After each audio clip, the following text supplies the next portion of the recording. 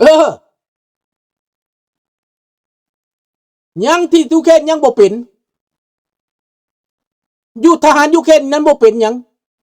อยากให้พวกคนลาวคนไทยไปสอนให้ยูเครนกินหนูผูกได้กินหนูท้องขาวได้หนูท้องขาวกับหนูผูกหลายที่สุดในเมืองยูเครนน่ะนะเอามาปิ้งเอามาทอดกินน่ะนะทหารยูเครนมีเท่านั้นกินบ่เป็นมีทหารคนหนึ่งออกมาเล่าว่าโอ้ยหนูมาไต่หัวไต่หางเอาแมวไปมันก็บ่ไหวมันหลายโพดเป็นอย่างหนูจังหลายเพราะว่าประเทศยูเครนมันมีข้าวมีน้ำหลายหนูก็ต้องหลายเห็นบ่ยูเครนกินหนูบ่เป็นคันเขากินหนูเป็นเขาบืดบ่อยากทอดหนูกินหนูตัวห้าวแขนนี่หนูท้องขาวตัวห้าวแขนนี่พี่น้องที่คนไทยกินนั่นน่ะ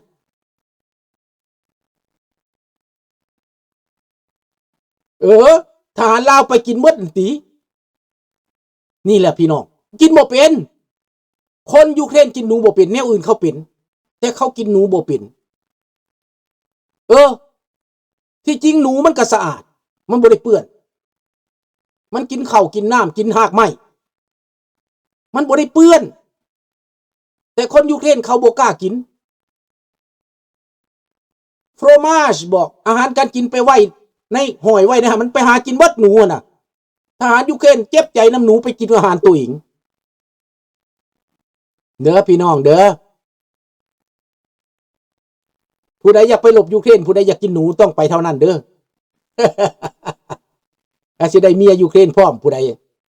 เป็นชายหนุ่มก็สมัครไปหลบแน่ครับขั้นข้าพเจ้าเป็นชายหนุ่มนี่นะสิสมัครไปหลบซอยยูเครนได้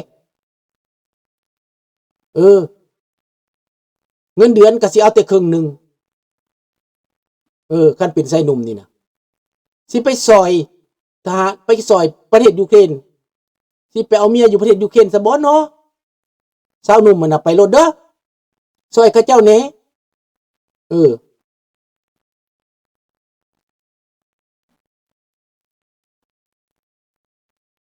นั่นแหละ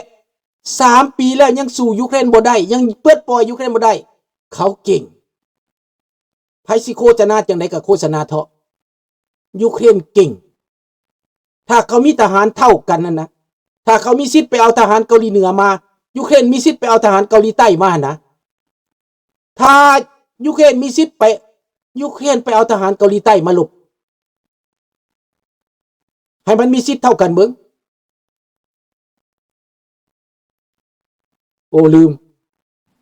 ขอโทษเด้อลืมเปลี่ยนวันที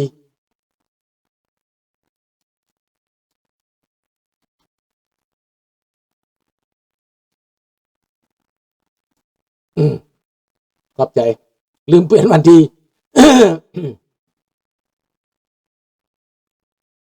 ดังนั้นแหละพี่น้องโลกนี้กำลังเปิดความจริงในที่สุดประเทศที่ใหญ่ที่สุดมีพลเมือง 200-300 ล้านคนน่ะนะเอาชนะ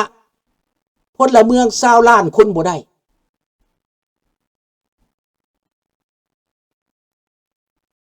เขามีอาหารหลายเนาะลุงแม่น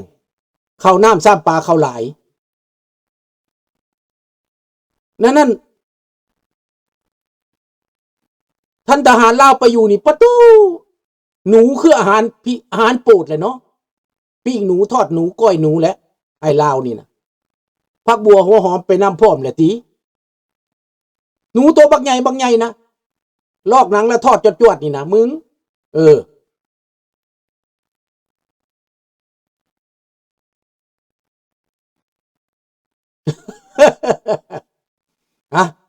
มันก็มีแนวดีแนวบ่ดีเนาะ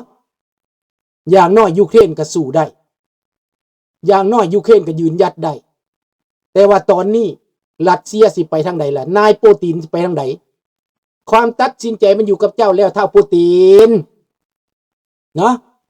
โชคดีเป็นของท่านผู้ฟังผู้ชมทุกท่านขอลาพระจากเท่านี้พบกันใหม่ในมืออื่นโชคดีทุกคนบายบายราตรีสวัสดิ์ Good night บอนนุย Thank you Maxi บายบาย